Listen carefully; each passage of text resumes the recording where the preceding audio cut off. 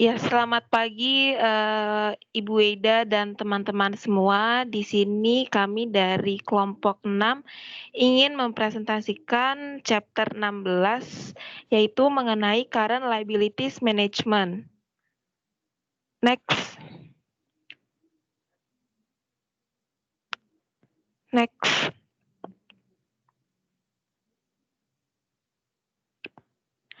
Di sini untuk kelompok 6 anggotanya yang pertama ada Oktarina Anggun Lestari, ada Putri Aulia Afifa, ada Alyani Hidayat Pakpahan, ada Vika Love Aurelia, ada saya Nina Simone Buama, dan yang terakhir ada Novia Ufi. Next. Di sini ada learning goals untuk chapter 16. Yang pertama, kita itu bisa review accounts payable, the key components of credit terms, and the procedure for analyzing those terms. Learning goals yang kedua, kita understand the effects of stretching accounts payable on their cost and the use of accruals. Learning goals yang ketiga, describe interest rates and the basic type of unsecured bank sources of short-term loans. Learning goals yang keempat, discuss the basic features of commercial paper and the key aspects of international short-term loans. Yang kelima, ada explain the characteristic of secured of short-term loans and the use of accounts receivable as short-term loan collateral. Dan yang terakhir, ada describe the various ways in which inventory can be used as short-term loan collateral. Next. Di chapter 16 ini ada 3 bagian yang akan kami bahas. Yang pertama ada spontaneous liabilities, yang kedua ada unsecured sources of short-term loans, dan yang ketiga ada secured sources of short-term loans. Next. Di sini yang pertama kita akan membahas yang spontaneous liabilities. Next. Spontan liabilities adalah pembiayaan yang timbul dari kegiatan bisnis normal. Nah, di sini ada 2 sumber utama jangka pendeknya dari kewajiban tersebut, yaitu ada hutang dan akrual. Misalnya ketika pengecer memesan barang untuk persediaan. Nah, produsen barang tersebut biasanya tidak menuntut pembayaran segera, tetapi memberikan pinjaman jangka pendek kepada pengecer. Nah, dalam menanggapi peningkatan penjualan, akrual perusahaan meningkat karena upah dan pajak naik karena persyaratan tenaga kerja yang lebih besar dan peningkatan pajak pada peningkatan pendapatan perusahaan. Selanjutnya ada yang namanya unsecured short-term financing, yaitu pembiayaan jangka pendek diperoleh tanpa menjaminkan aset tertentu sebagai jaminan. Nah, di sini perusahaan harus memanfaatkan liabilities yang mana itu tanpa bunga jika memungkinkan. Next.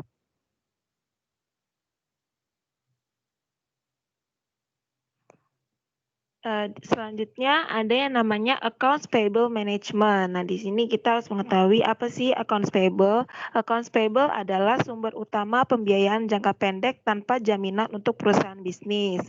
Hal itu dihasilkan dari transaksi di mana barang dagangan dibeli tetapi tidak ada catatan resmi yang ditandatangani untuk menunjukkan kewajiban pembeli kepada penjual. Nah, pembahasan hutang di sini disajikan dari sudut pandang pembeli.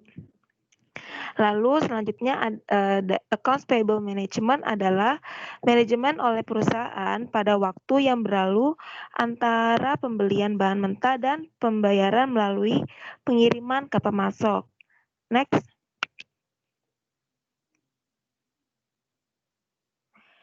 Nah, accounts payable management ini terbagi menjadi 3. Yang pertama ada role in the cash conversion cycle, yang kedua ada analyzing credit terms, yang ketiga ada effect of stretching accounts payable. Next.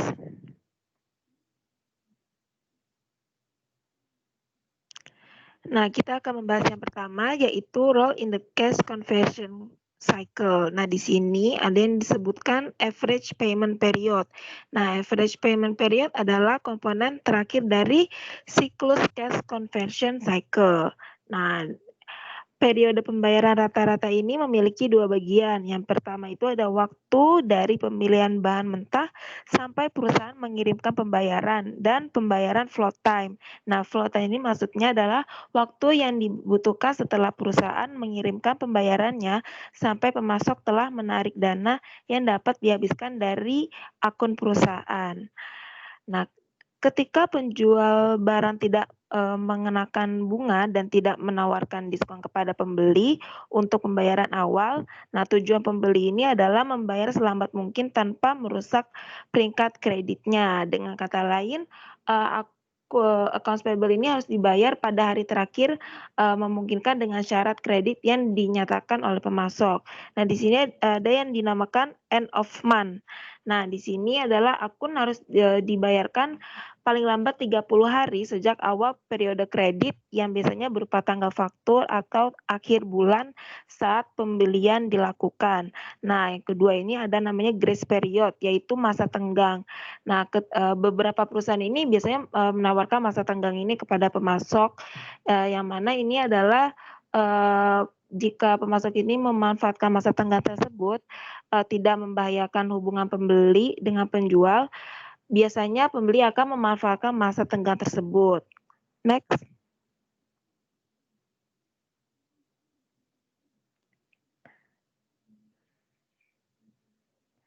Nah, di sini ada contoh example 16.1. Dikatakan pada tahun 2013 ya, Brown-Forman Corporation, produsen merek minuman beralkohol seperti Jack Daniels memiliki pendapatan tahunan sebesar 3,8 miliar. Terus ada beban pokok pendapatannya, ada hutang dagangnya.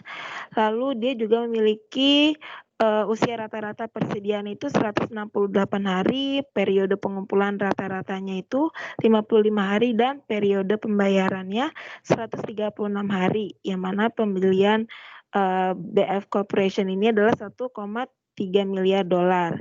Nah, bisa kita lihat, jadi cash conversion cycles ini sama dengan AAI ditambah ACP dikurang APP, yaitu sama dengan 168 hari ditambah 55 hari dikurang 136 hari, kita bisa mendapatkan 87 hari cost conversion cycle-nya.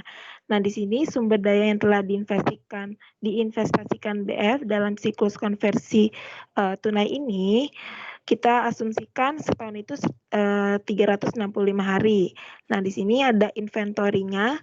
Kita ambil dari beban pokok penjualan, yaitu 1,8 miliar dolar. Kita kali dengan AAI-nya dibagi 365 hari sama dengan 0,83 miliar dolar. Lalu nanti kita tambahkan dengan accounts receivable 0,57 miliar dolar, kita kurangkan dengan accounts payable 0,48 miliar dolar. Ini caranya untuk accounts receivable sama accounts payable seperti kita hasil dari inventory, sama aja cara mencarinya. Nah, dari yang udah kita hitung, kita mendapatkan resource invested-nya yaitu 0,92 miliar dolar. Next. Nah, berdasarkan average payment period BF Corporation dan average accounts payable-nya, hutang harian yang dihasilkan oleh BF adalah sekitar 3,5 juta dolar. Nah, 3,5 juta dolar ini kita dapatkan dari accounts payable-nya, yaitu yang tadi sudah kita hitung 0,48 miliar, kita bagi dengan 136 hari. Nah, jika BF meningkatkan periode pembayaran rata-rata selama 5 hari, hutang dagangnya akan meningkatkan sekitar 17,5 juta dolar, yang mana kita dapatkan dari 5 hari ini kita kali dengan hutang hariannya, yaitu 3,5 juta dolar. Nah, akibat dari meningkatkan periode pembayaran rata-rata ini, siklus konversi kas BF akan berkurang 5 hari dan perusahaan akan mengurangi investasinya dalam operasi sebesar 17,5 juta dolar. Next.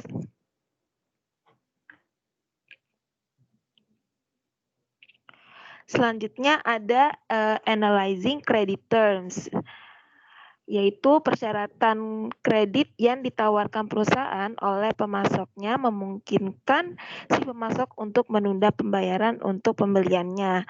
Terkadang supplier atau pemasok akan menawarkan uang tunai diskon untuk pembayaran awal. Nah, dalam hal ini, pembeli harus menganalisis dengan cermat persyaratan kredit untuk menentukan waktu terbaik membayar kembali ke pemasok.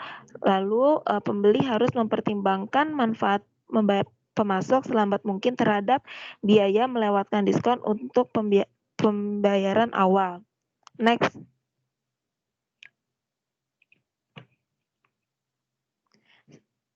Selanjutnya, di analyzing credit terms ini ada yang namanya taking the cash discount, yaitu jika sebuah perusahaan bermaksud untuk mengambil potongan tunai, itu harus membayar pada hari terakhir periode diskon. Nah, di sini ada contohnya. Jadi, Lawrence Industry ini dia membeli barang dagangan senilai $1.000 pada tanggal 27 Februari dari pemasok dengan jangka waktu 2/10 net 30 end of month. Nah, jadi jika perusahaan membayar dalam periode diskon, cash yang akan dikeluarkan yaitu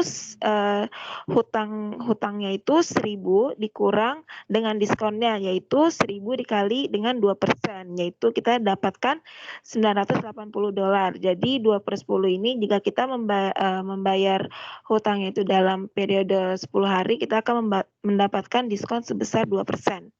Next.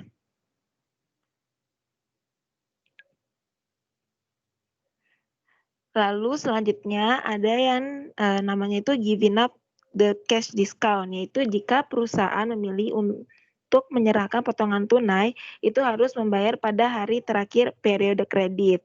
Nah, cost of giving a cash discount adalah tingkat bunga tersirat yang dibayarkan untuk menunda pembayaran hutang dagang selama beberapa hari. Nah, di sini ada diagram ya, ilustrasi di mana pembelian perusahaan melakukan pembelian itu pada 27 Februari, lalu otomatis diskonnya itu berlaku sehari setelah pembelian. Nah, dari Maret 1 sampai Maret 10 dia bisa mendapatkan diskon. Lalu jika lewat dari 10 hari dia tidak mendapatkan diskon. Next.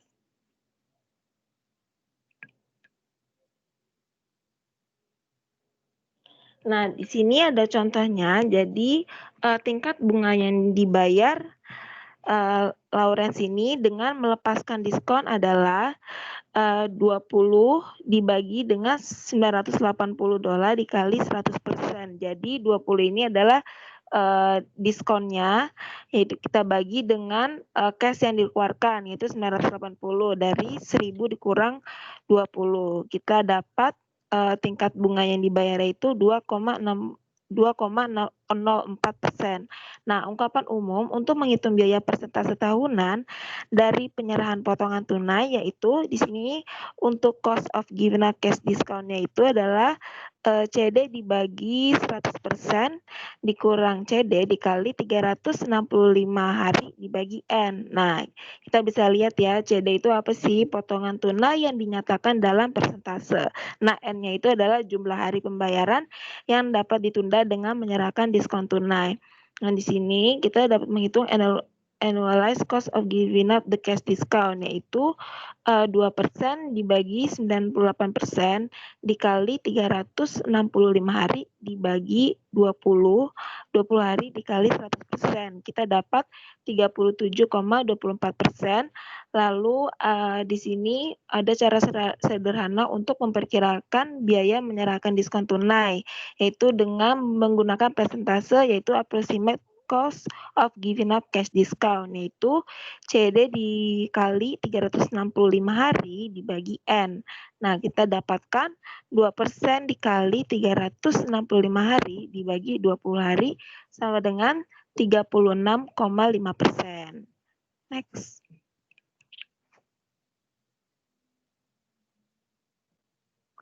Selanjutnya ada using the cost of giving up a cash discount in decision making, yaitu menggunakan biaya pemberian diskon tunai dalam pengambilan keputusan. Jadi ketika sebuah perusahaan dapat memperoleh pembiayaan dari bank atau lembaga lain di mana biayanya lebih rendah daripada tingkat bunga itu yang ditawarkan oleh pemasoknya, perusahaan itu lebih baik meminjam dari bank dan mengambil diskon yang ditawarkan oleh pemasok. Jadi manajer keuangan ini harus menentukan apakah sebaiknya mengambil potongan tunai atau melepaskannya. Lalu pertimbangan utama yang memengaruhi keputusan ini adalah biaya sumber pendanaan jangka pendek lainnya. Next.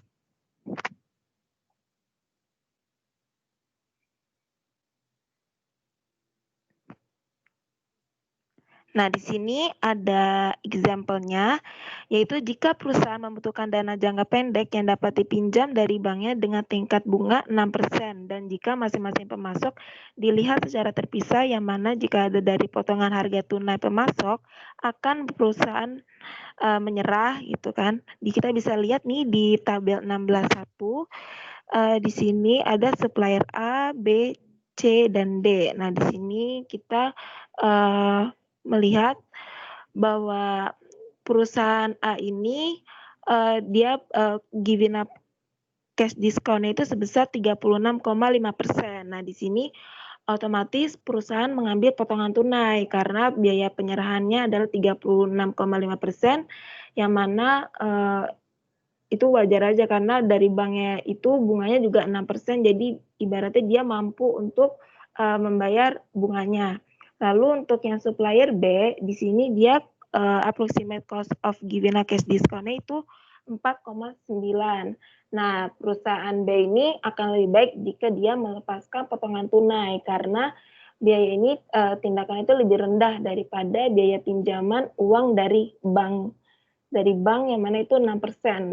Lalu untuk pemasok C dan D itu lebih baik dia mengambil potongan tunai karena dalam kedua pemasok ini penyerahan potongannya lebih besar daripada biaya pinjaman 6% dari bank. Jadi untuk contoh di sini adalah menunjukkan bahwa biaya menyerahkan diskon tunai relevan ketika seseorang mengevaluasi persyaratan kredit pemasok tunggal sehubungan dengan biaya pinjaman bank tertentu. Namun, faktor lain yang berhubungan dengan strategi pembayaran mungkin juga perlu dipertimbangkan.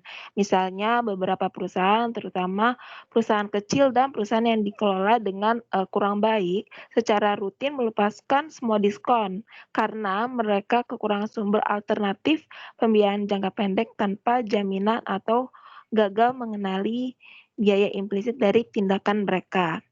Selanjutnya akan dilanjutkan oleh teman saya, Putri.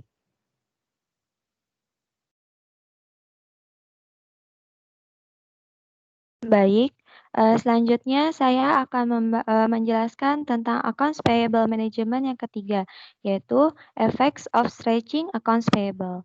Jadi, strategi yang sering digunakan oleh suatu perusahaan adalah meregangkan hutang dagang, yaitu membayar tagihan selambat-lambatnya tanpa merusak peringkat kreditnya.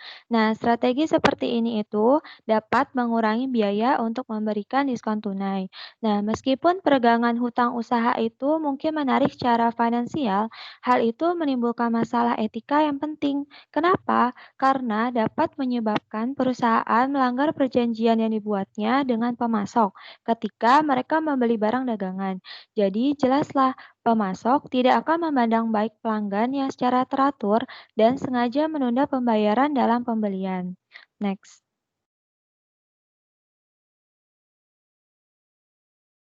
Selanjutnya di sini ada example 16.5. Lawrence Industries diperpanjang jangka waktu kreditnya 2/10 net 30 end of month. Biaya untuk melepaskan potongan tunai dengan asumsi pembayaran pada hari terakhir periode kredit. Kira-kira menjadi 36,5%. Dari mana? Jadi dari 2% dikali 365 dibagi 20 hari.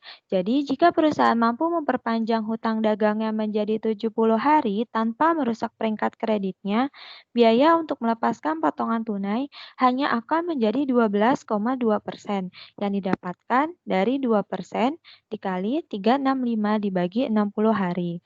Peragangan hutang dagang dapat mengurangi biaya implisit dari memberikan diskon tunai. Next.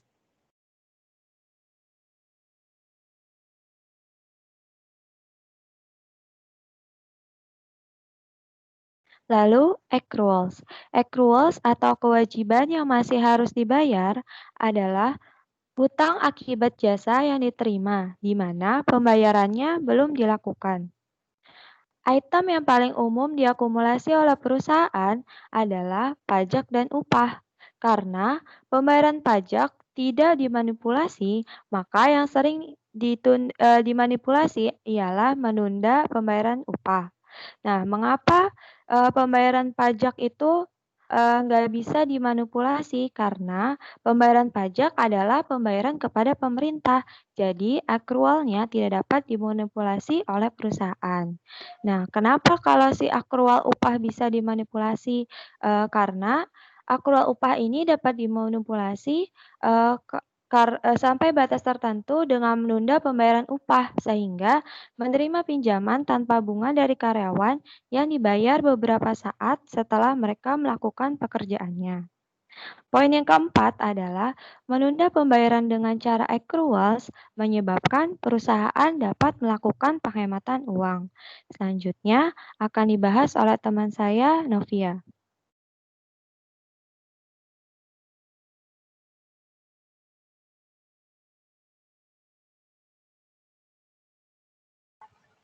Oke, yang selanjutnya itu kita membahas pembahasan kedua, yaitu unsecured source of short-term loans. Next, yang pertama itu adalah bank loan.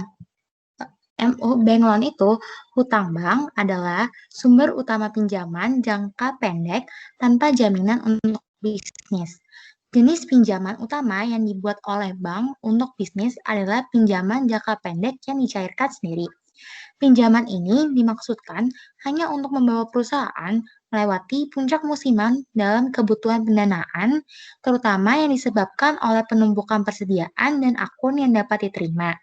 Next. Bentuk-bentuk dari bank loans itu ada 4. Yang pertama itu loan interest rate.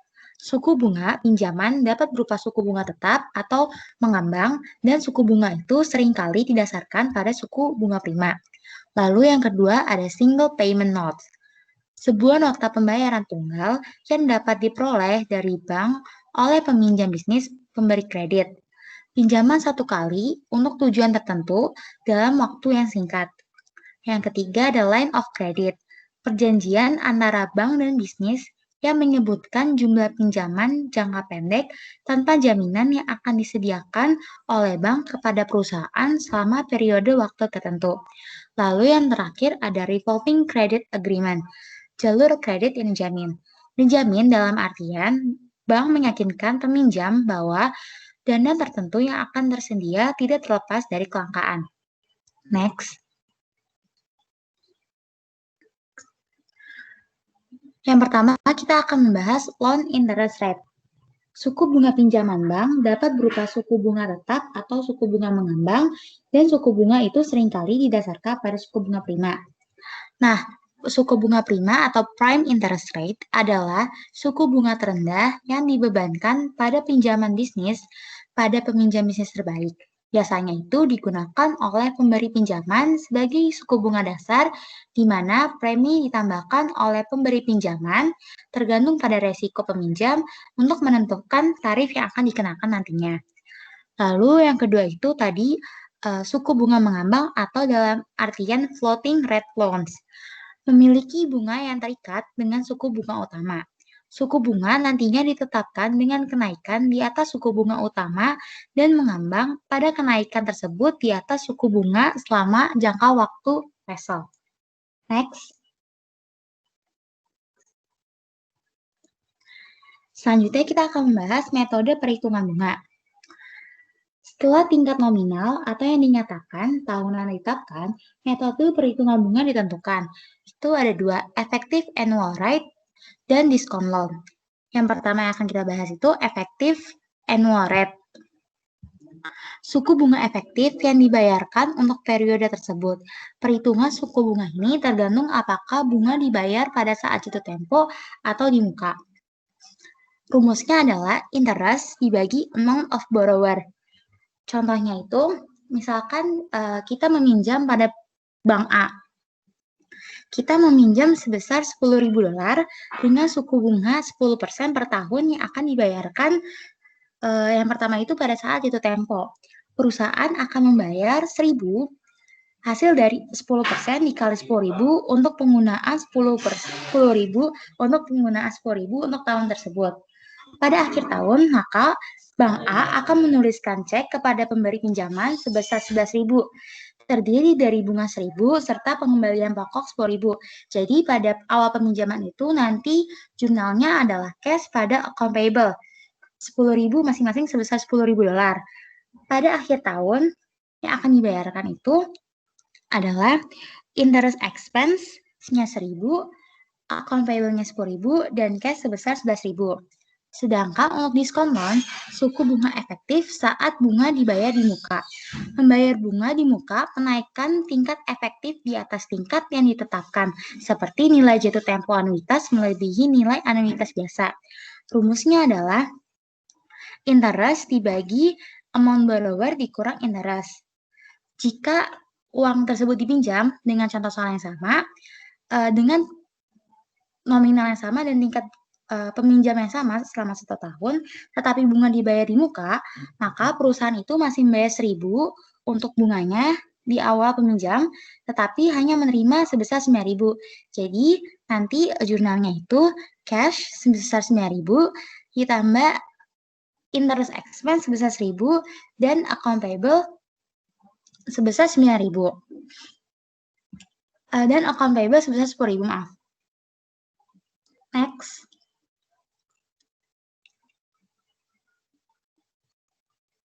Next.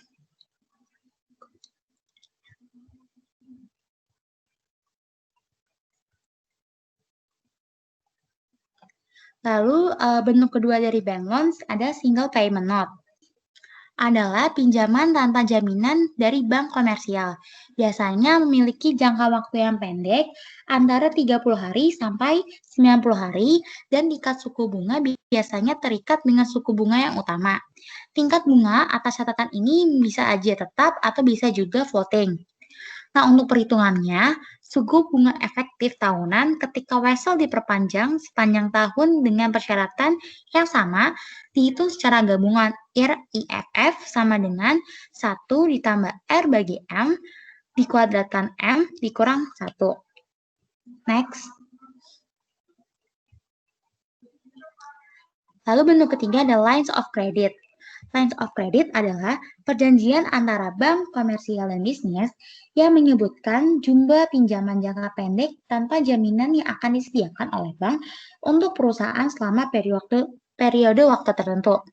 Nah, bentuk-bentuk dari rates-nya itu ada 4. Yang pertama itu ada compensating balance.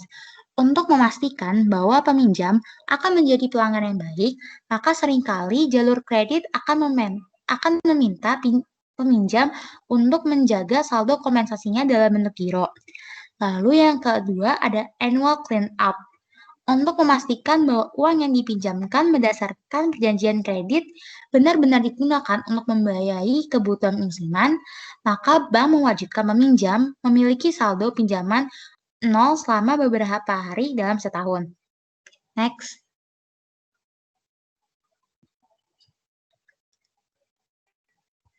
Lalu yang ketiga ada interest rates. Jalur kredit atau lines of credit adalah perjanjian antara bank komersial dan bisnis yang menyatakan jumlah peminjam jangka pendek tanpa jaminan yang akan disediakan oleh bank untuk perusahaan selama jangka waktu tertentu. Dan yang terakhir ada operating change restrictions. Dalam batas waktu perjanjian kredit, bank dapat mempertahankan hak untuk mencabut batas tersebut jika terjadi perubahan-perubahan yang besar dalam kondisi keuangan atau operasi perusahaan peminjam. Next. Nah, bentuk terakhir dari bank loans adalah revolving credit agreement atau jalur kredit yang menjamin. Berdasarkan perjanjian kredit, perusahaan tidak menjamin bahwa bank akan memiliki dana yang tersedia untuk dipinjamkan sesuai permintaan. Sedangkan di bawah perjanjian kredit bergulir yang lebih formal, ketersediaan dana dijamin. Dalam revolving credit agreement, terdapat commitment fee yang artinya itu atau penjelasannya, karena pemberi pinjaman berdasarkan perjanjian kredit yang bergulir menjamin ketersediaan dana, peminjam harus membayar biaya komitmen dan biaya yang dikenakan terhadap rata-rata bagian garis yang tidak terpakai. Selanjutnya akan dijelaskan oleh teman saya, Anggun.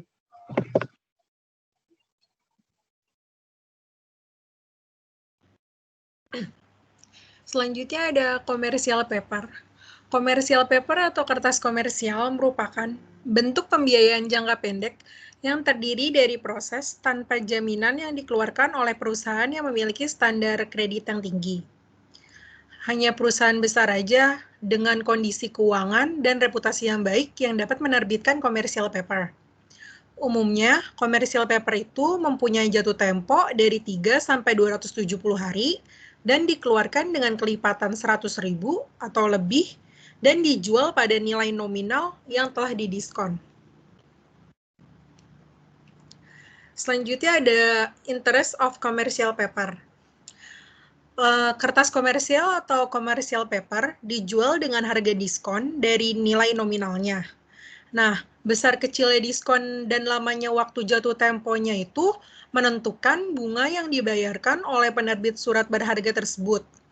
Bunga sebenarnya yang diperoleh pembeli ditentukan oleh perhitungan tertentu yang diilustrasikan oleh contoh berikut.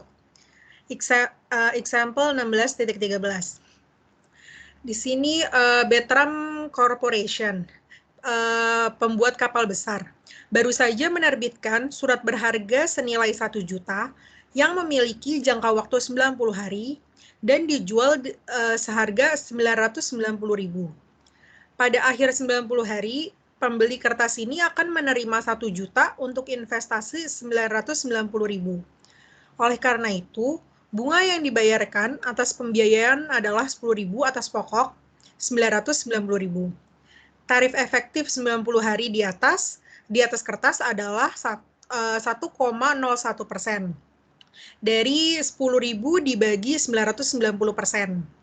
Dengan asumsi bahwa kertas tersebut digulung setiap 90 hari sepanjang tahun, yaitu 365 dibagi 90 hari sama dengan 4,06 kali per tahun.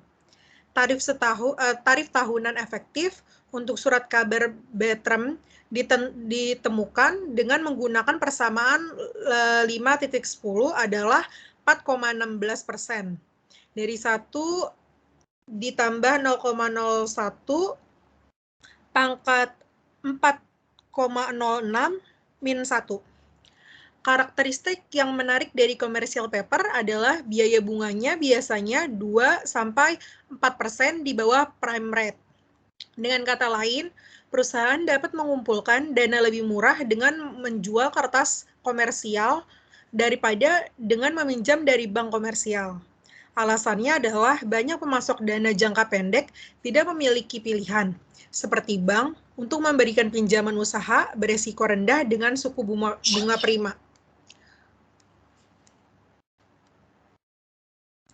Selanjutnya ada international loans. Dalam beberapa hal, mengatur pembiayaan jangka pendek untuk perdagangan internasional tidak berbeda dengan pembiayaan operasi domestik murni. Dalam kedua kasus tersebut, produsen harus membiayai produksi dan inventaris, dan kemudian terus membiayai piutang usaha sebelum mengumpulkan pembayaran tunai dari penjualan. Akan tetapi, dengan cara lain, pembiayaan jangka pendek untuk penjualan dan pembelian internasional secara fundamental berbeda dari pembiayaan perdagangan domestik. Selanjutnya ada international transaction. Nah, jadi itu perbedaan penting antara transaksi internasional dan domestik itu terletak pada pembayarannya itu. Jadi pembayarannya itu seringkali dilakukan atau diterima dalam mata uang asing. Perusahaan AS tidak hanya harus fokus membayar biaya menjalankan bisnis di pasar valuta asing, tetapi juga menghadapi risiko nilai tukar. Perusahaan yang berbasis di Amerika Serikat yang mengekspor barang dan memiliki piutang dalam mata uang asing menghadapi risiko bahwa dolar Amerika Serikat akan terapresiasi nilainya relatif terhadap mata uang asing. Risiko bagi importir AS dengan hutang dagang dalam mata uang asing adalah dolar akan terdepresiasi. Selanjutnya ada financing international trade. Beberapa teknik khusus telah berkembang untuk mendanai perdagangan internasional. Mungkin sarana pembiayaan yang paling penting adalah surat kredit atau letter of credit. Nah, apa itu letter of credit? Letter of credit adalah surat yang ditulis oleh bank perusahaan kepada pemasok asing perusahaan yang menyatakan bahwa bank menjamin pembayaran sejumlah yang ditagih jika semua perjanjian yang mendasarinya terpenuhi. Letter of credit itu pada dasarnya menggantikan reputasi bank dan kelayakan kredit untuk pelanggan komersialnya. Eksportir AS lebih bersedia untuk menjual barang ke pembeli asing jika transaksinya dilindungi oleh letter of credit yang diterbitkan oleh bank terkenal di negara asal pembeli.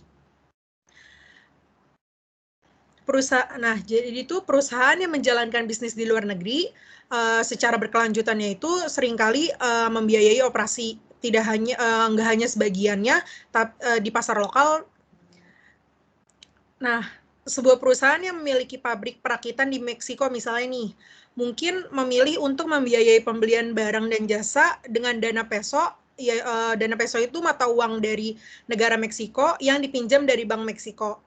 Nah, ini tuh nggak hanya meminimalkan resiko nilai tukar, tetapi juga meningkatkan hubungan bisnis perusahaan dengan komunitas tuan rumah negara tersebut. Namun, perusahaan multinasional juga terkadang membiayai transaksi internasional mereka melalui pinjaman dalam mata uang dolar dari bank internasional. Yang terakhir ada transaction between subsidiaries. Banyak perdagangan internasional yang melibatkan transaksi antar anak perusahaan. Perusahaan AS misalnya, membuat satu bagian di pabrik Asia dan bagian lainnya di Amerika Serikat, lalu merakit produk di Brazil dan menjualnya di Eropa. Pengiriman barang bolak-balik antara anak perusahaan membuat piutang dan hutang. Tetapi perusahaan induk memiliki kebijaksanaan yang cukup besar tentang bagaimana dan kapan pembayaran dilakukan. Nah, jadi itu secara khusus, entitas induk perusahaan itu dapat meminimalkan biaya valuta asing dan biaya transaksi lainnya dengan menjernihkan hutang afiliasi satu sama lain dan hanya membayar jumlah bersih yang harus dibayar daripada meminta kedua anak perusahaan tersebut itu saling membayar jumlah kotor yang jatuh tempo. Selanjutnya akan dijelaskan oleh Vika.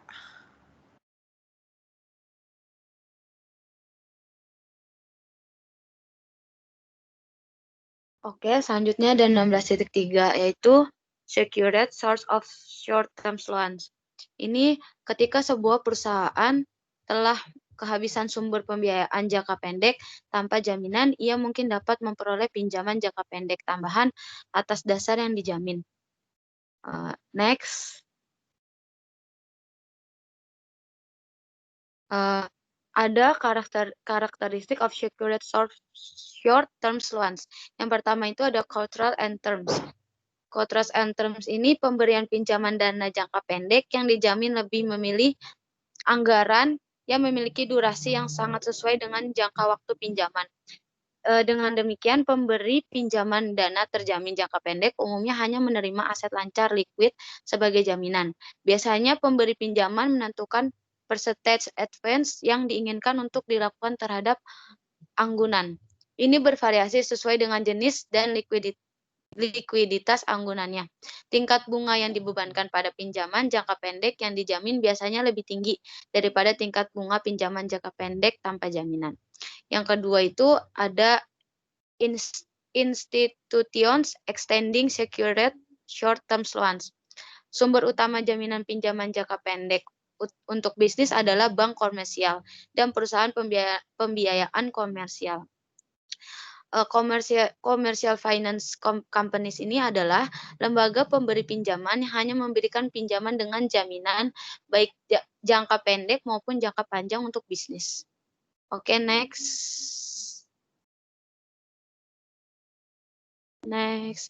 yaitu ada use of accounts receivable collateral. Ini ada dua yang umum digunakan untuk memperoleh pembiayaan jangka pendek dengan piutang adalah yang pertama itu ada planning account receivable dan factoring account receivable. Yang pertama itu planning account receivable. Planning of account receivable seringkali digunakan untuk mengamankan pinjaman jangka pendek karena piutang biasanya cukup liquid. Maka piutang tersebut merupakan bentuk jaminan pinjaman jangka pendek yang menarik. Nah, di dalam planning account ini ada tiga macam lagi. Next. Yang pertama itu planning process. Planning process itu ketika sebuah perusahaan meminta pinjaman atas piutang, pemberi pinjaman pertama-tama mengevaluasi piutang perusahaan untuk menentukan keinginan mereka sebagai jaminan. Yang kedua itu ada notification. Notification itu gadai piutang biasanya dibuat dengan dasar non-pemberitahuan. Artinya pelanggan yang akunnya telah dijadikan jaminan tidak diberitahukan. Yang ketiga ada planning cost. Planning cost ini adalah biaya yang dinyatakan untuk jaminan piutang, biasanya 2-5% di atas tarif utama. Jelaslah gadaian piutang adalah sumber pembiayaan jangka pendek berbiaya tinggi. Selanjutnya akan dijelaskan oleh Alriani. Oke, next.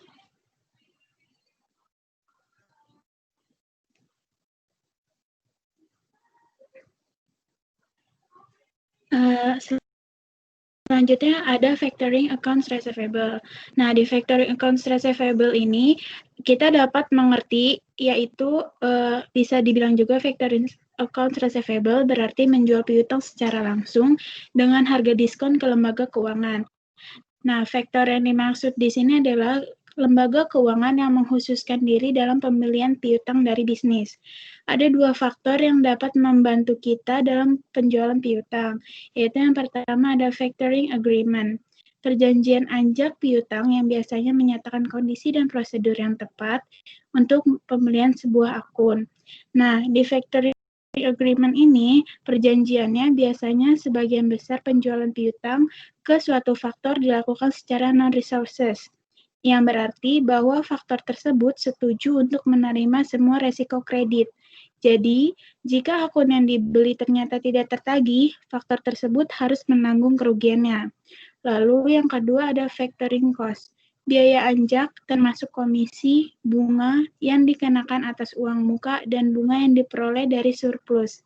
Nah, komisi yang dimaksud ini biasanya dinyatakan sebagai diskon 1 hingga 3% dari nilai buku piutang yang difaktorkan. Next.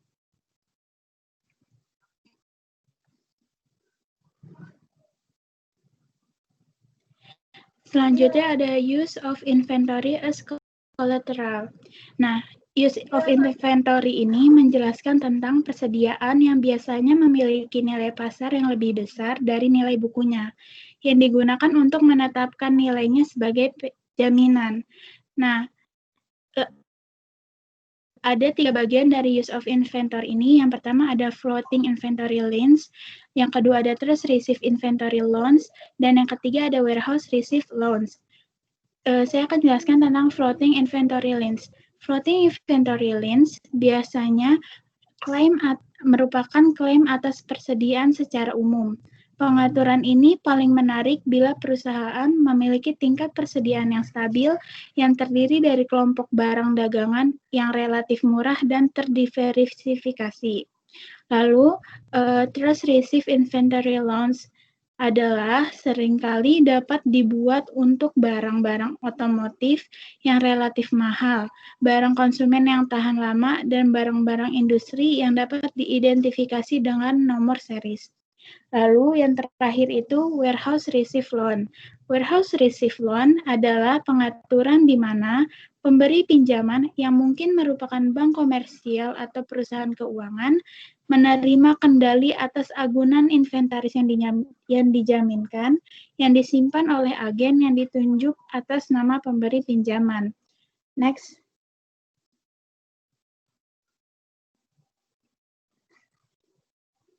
Sekian dari kelompok kami. Mohon maaf bila ada salah atau kekeliruan. Terima kasih.